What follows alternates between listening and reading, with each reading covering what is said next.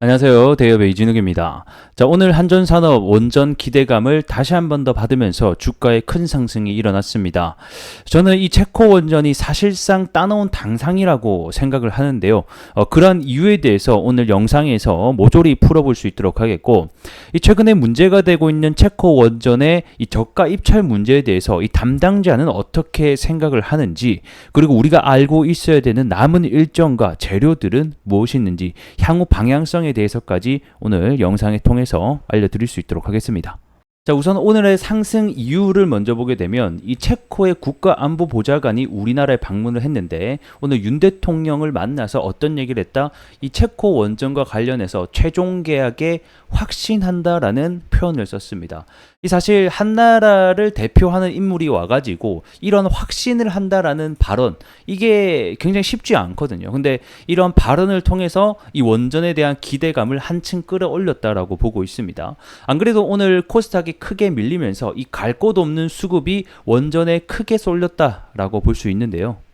그 많은 원전 관련주주 중에서 이 한전산업이 대장을 할 수 있었던 이유는 2009년 바라카 원전에서 우리 한전산업이 이 수처리 설비와 관련된 프로젝트를 한 차례 수주한 바가 있습니다. 그렇기 때문에 이번 체코 원전에서 우선 협상자 대장이 선정되었기 때문에 이번에도 체코 원전이 따내게 된다라고 하면 이 한전산업이 이 대규모 프로젝트에 함께 참여할 가능성이 기대감과 수혜로 반영이 되면서 현재 대장주의 역할을 해주고 있다라는 거죠. 그런 결국 한전산업의 향후 주가 향방은 이 체코 원전이 최종 계약으로 이뤄질 수 있겠냐 없겠냐 이런 방향성과 함께 동행을 할 것 같은데 최근에 이 웨스팅하우스 딴지어 이신청에도 저는 이 한국이 최종 계약이 될 확률이 높다라고 보고 있습니다. 일단은 그런 이유를 먼저 보게 되면 우선 협상 대상자로 프랑스와 우리나라가 2파전이었죠. 근데 여기서 우리나라가 선정이 되긴 했었어요. 근데 이와 관련된 여러 가지 우려감이 일각에서 많이 나타났습니다. 그게 가장 먼저 우려가 됐던 게 아무래도 낮은 가격에 입찰을 하다 보니까 너무 무리한 가격으로 들고 와서 이런 마진적인 부분이 해서 적자가 아니냐, 이게 이렇게 해서까지 갖고 오는 게 맞냐라는 어떤 우려감들이 많이 있었는데요. 이에 대해서는 우리 대기업이 직접 한수원 측 담당자 연결을 해서 답변을 받아왔었죠. 60%나 낮은 저가 가격 입찰한 거에 대해서 어떻게 생각하냐, 정말 웨스팅하우스의 로열티가 발생을 하면 손해를 보는 거냐라는 질문에 대해서 말이 안 된다, 어떻게 손해를 보면서 사업을 하냐라고 하면서 이러한 부분들에 대해서 부정을 하셨습니다. 그러면 우리가 한편으로 좀 우려를 했었던 부분이 충분히 해소가 되는 것 같고요. 그리고 무엇보다 이 체코 원전 우선 협상자 결정까지 얼마나 걸렸습니까? 2년 4개월이라는 아주 긴 시간이 걸렸습니다. 그렇기 때문에 이 체코는 지금 이 원전 건설을 서둘러서 이 에너지 문제를 빨리 해결하고 싶어 하는데 이 협상 단계 마무리 있는 지금에서야 이걸 없는다? 이 가능성이 굉장히 낮다라는 겁니다. 이거를 업게 되면 또다시 몇 년 동안 시공사 선정을 하고 협상자 또 조건 갖추고 해야 되는데 이 기간이 굉장히 오래 걸린다라는 거겠죠. 그렇기 때문에 우선 협상자인 지금 우리나라가 결국에는 우리나라가 사실 뭐 여러 가지 까다로운 조건만 더 제시를 하지 않는다라고 하면 그냥 이제는 최종 계약이 될 확률이 높다라는 겁니다. 이제 차트로 들어와서 함께 포인트 잡아보도록 하겠습니다. 자, 7월 달에 주가가 최고점을 찍었었는데 이때 우선상자 대상자 발표였죠. 근데 이제 이때 발표였는데도 불구하고 주가가 하락하는 이유를 먼저 보게 되면 아무래도 그동안 기대감으로 이미 주가가 선반영됐기 때문에 막상 발표 날에는 재료 소멸이다라고 보여지는 거겠고, 그렇게 조정을 받다가 오늘 다시 한 번 더 저런 발언 때문에 주가 상승이 나왔습니다.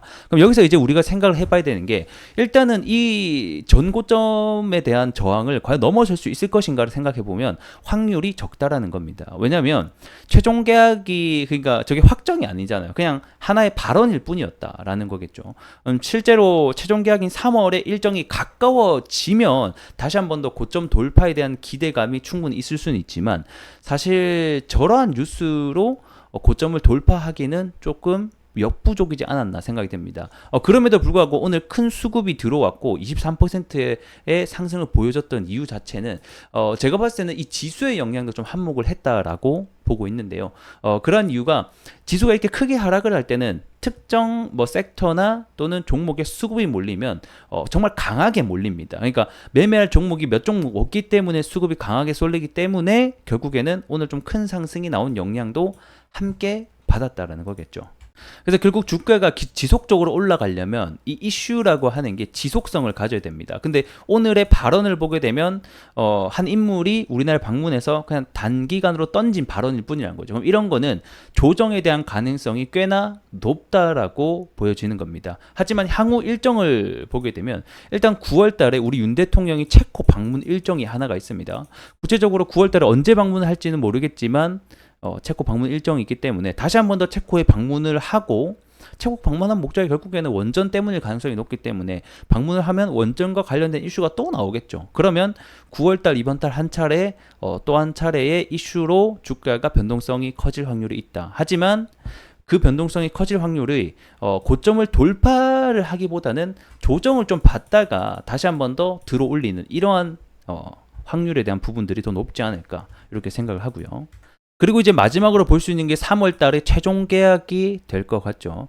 3월 달까지 사실 아직 좀 많이 남아 있습니다. 뭐 근 6개월간에 남아 있기 때문에 그동안에 충분히 조정은 일어날 수 있는 거고, 그렇기 때문에 그런 부분들은 우리가 충분히 리스크적으로 염두를 해둬야 될 부분일 것 같습니다. 그리고 중간중간에 지금 웨스팅하우스의 여러 가지 이의제기에 대한 리스크도 있기 때문에 이러한 부분들 반드시 잘 알고 계시면 좋을 것 같네요.